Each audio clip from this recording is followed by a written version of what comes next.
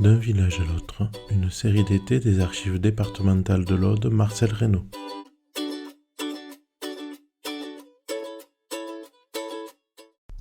Épisode 8. Gesse.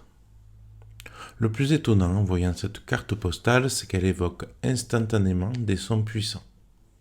Tout d'abord, le bruit du vent qui s'engouffre en rafale dans les arbres qui couvrent à perte de vue le flanc de la montagne, dans la moitié supérieure de la carte.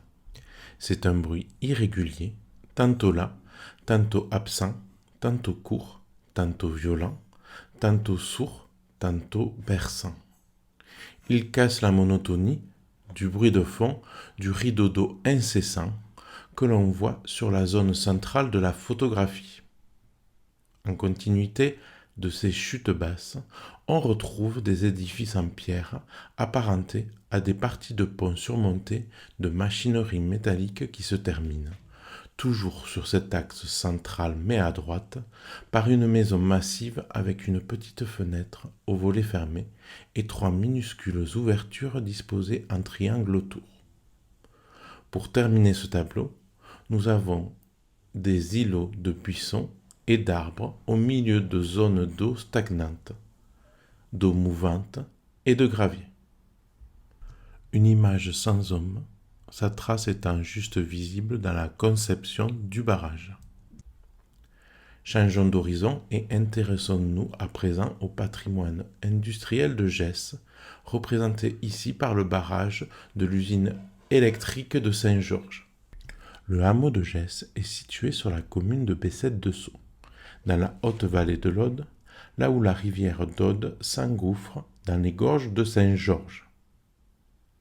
L'usine hydroélectrique est située un peu en aval des gorges, sur la rive gauche de l'Aude. Le bâtiment est divisé en 2 parties, un grand hall pour les machines et un pavillon dont une partie est occupée par les transformateurs à haute tension et les bureaux, l'autre sert de logement aux mécaniciens. Les machines ainsi établies peuvent produire jusqu'à 600 kW. Au début du XXe siècle, le courant est ensuite transformé et redistribué à partir de Fabresan. Cette usine alimente alors Narbonne et Carcassonne ainsi qu'une centaine de villages, principalement pour l'éclairage de rues et le fonctionnement des entreprises et des commerces. L'ingénieur Estrade, directeur des sociétés méridionales d'électricité, est alors grandement remercié en 1901 pour la mise en place de cette usine.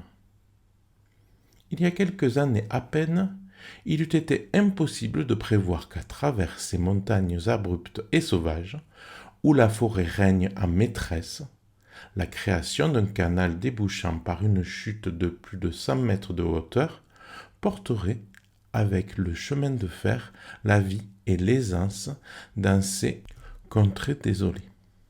Il eût été impossible de prévoir que de ces arides régions partirait la force et la lumière vers les fertiles plaines du Bas-Languedoc et leur procurerait de nouveaux éléments de richesse réservés jusqu'à présent aux villes de notre France tant aimée. L'arrivée de l'électricité est alors perçue comme un immense pas vers la modernité et le confort pour les communes audoises, surtout rurales. La carte postale nous montre le barrage de Gesse, établi sur l'Aude un peu au-dessous du hameau, qui amène la force motrice à l'usine de Saint-Georges.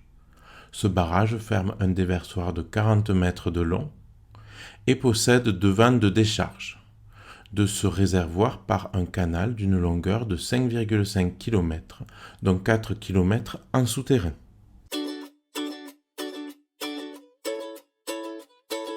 Cet été, du 30 juin au 4 août, retrouvez chaque mercredi une nouvelle carte postale sur notre site internet, sur notre chaîne YouTube et sur notre chaîne de podcast disponible sur des plateformes de diffusion telles que Anchor, Spotify, Google Podcasts ou Apple Podcasts.